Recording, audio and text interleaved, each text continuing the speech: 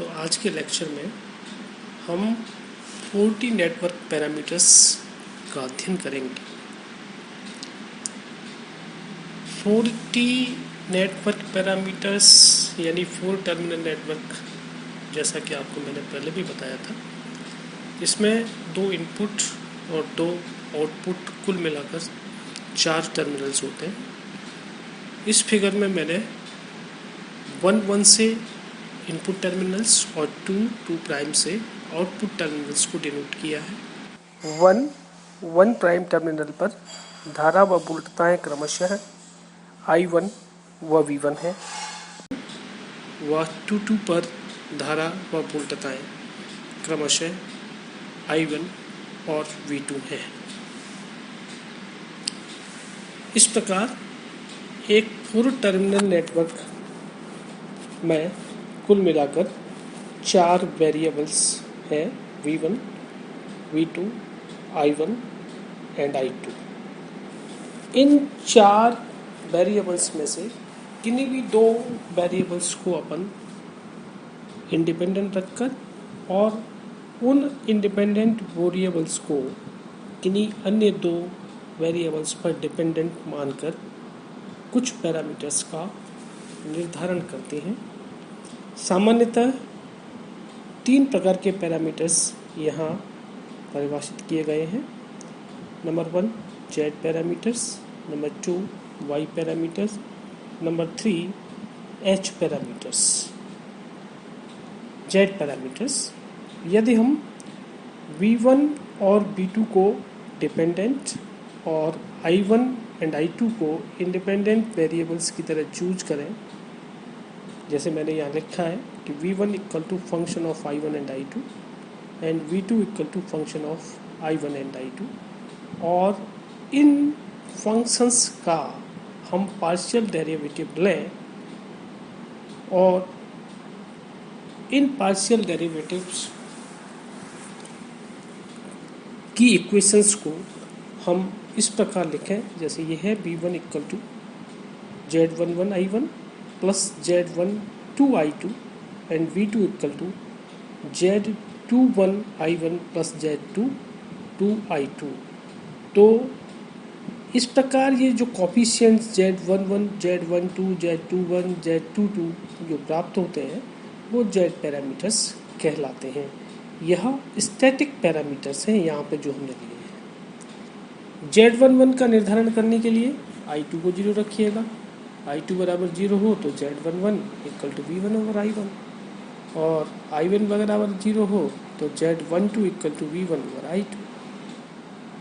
I2 equal to 0 again तो Z21 equal to V2 over I1, और Z22 equal to V2 over I2 when I1 equal to 0। Z parameters में जैसा हम देख रहे हैं कि वोल्टेज टू करंट रेशियो चारों पैरामीटर्स के लिए है।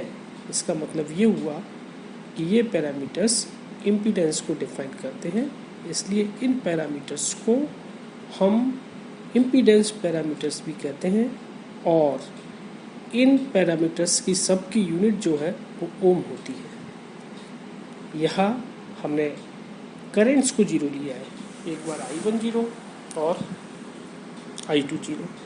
I1 0 मतलब आपको इनपुट टर्मिनल शॉर्ट सर्किट करना है, इनपुट सर्किट ओपन टर्मिनल रखना है, और I2 इक्वल टू 0 इसका मतलब आउटपुट टर्मिनल्स को ओपन रखना है।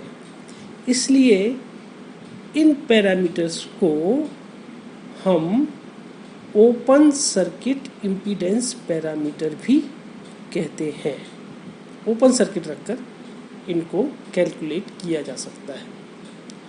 दूसरे पैरामीटर्स Y पैरामीटर्स, यदि हम I1 और I2 को डिपेंडेंट और V1 और V2 को इंडिपेंडेंट पैरामीटर्स ले लें, तो जैसे हमने Z पैरामीटर्स में डिस्कस किया था उसी प्रकार हम I1 और I2 की equations in terms of Y parameters इस प्रकार लिख सकते हैं। I1 equal to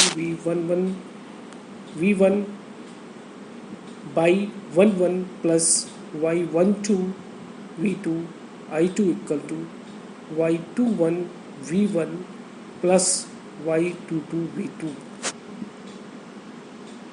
in parameters को डिफाइन करने के लिए आपको V2 और V1 को 0 रखना पड़ेगा। जिस प्रकार Y11 को अगर कैलकुलेट करना है तो आप V2 को 0 रखिए, Y21 को कैलकुलेट करना है तो V2 को 0 रखिए। Y12 और Y22 की कैलकुलेशन के लिए आपको V1 को 0 रखना होगा। V1 को 0 रखने का मतलब ये हुआ कि आपको एक बार यानी जब Y11 और Y21 निकालना है तो आपको आउटपुट टर्मिनल्स शॉर्ट रखने होंगे, और जब Y12 और Y22 निकालना है तो इनपुट टर्मिनल शॉर्ट सर्किट रखने होंगे। इसका मतलब V1 बराबर 0 रखना होगा। तो इसलिए इन पैरामीटर्स को हम शॉर्ट सर्किट पैरामीटर्स भी कहते हैं। अब आप देखिएगा कि इन चारों पैरामीटर्स में जो रेशियो है वो I1 over V1, I1 over V2, I2 over V1, I2 over V2 यानी कि I और V का रेशियो है। इसका मतलब यह एडमिटेंस पैरामीटर हुए, और इन पैरामीटर्स की जो यूनिट होती है वो MHO मो होती है।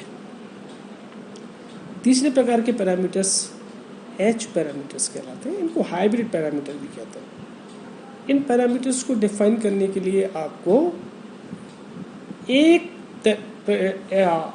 वोल्टेज और एक करंट को डिपेंडेंट वेरिएबल लेना होगा, और दूसरे करंट और दूसरे वोल्टेज को, पहले वोल्टेज को आपको इंडिपेंडेंट वेरिएबल्स लेना पड़ेगा।